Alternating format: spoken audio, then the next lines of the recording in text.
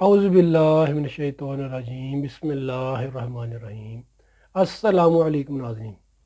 का हकीम शाहिद इकबाल आपकी खिदमत में हाज़िर है। बहुत ही ज़बरदस्त आसान से घरेलू नुस्खे के साथ आज का हमारा नुस्खा है शुगर वाले मरीज़ों के लिए।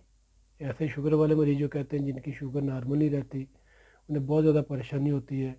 शुगर वाले मरीज़ों का एक बहुत ही शानदार मैं घरेलू नुस्खा बता रहा हूँ, इसको आप इस्तेमाल करें इंशाअल्लाह अल्लाह पाक के हुक्म से। इसके इस्तेमाल से आपकी जो शुगर है वो नॉर्मल रहेगी। बहुत आसान सा नुस्खा है, सिर्फ एक चीज़ आपने इस्तेमाल करनी है, इंशाअल्लाह अल्लाह पाक आपको शिफा देंगे।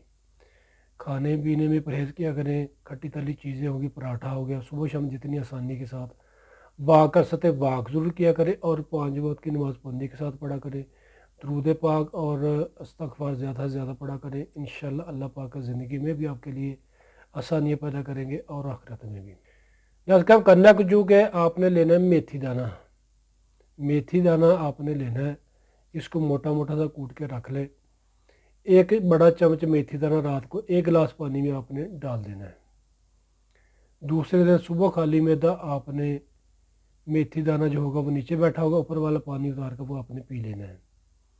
जो नीचे मेथी दाना बैठा होगा उसमें आपने मज़ीद पानी इतना डाल देने का वो पानी से भर जाए, गिलास पानी से भर जाए, तो आप उसको महफूज करके रख लें। शाम को असर के वक्त वही पानी सुबह की तरह आपने ऊपर से उतार कर पी लेना। जो नीचे मेथी दाना बैठा होगा उसको ज़ाया कर दें और 1 चमच नया भिगो दें। इसी तरीके से इसको इस्तेमाल करें। इंशाअल्लाह अल्लाह पाक आपके लिए आसानियाँ पैदा करेंगे। आपकी शुगर भी नॉर्मल होना शुरू हो जाएगी। सिर्फ आपने परहेज़ ज़रूर करना है, परहेज़ करें, दुआ इस्तेमाल करें और साथ दुआ करें। इंशाअल्लाह अल्लाह पाक आपके लिए आसानियाँ पैदा करेंगे। इसका वीडियो अगर आपको अच्छी लगे तो शेयर ज़रूर कीजिएगा। दुआ में याद रखिएगा। फ़ी अमान अल्लाह। अस्सलामु अलैकुम।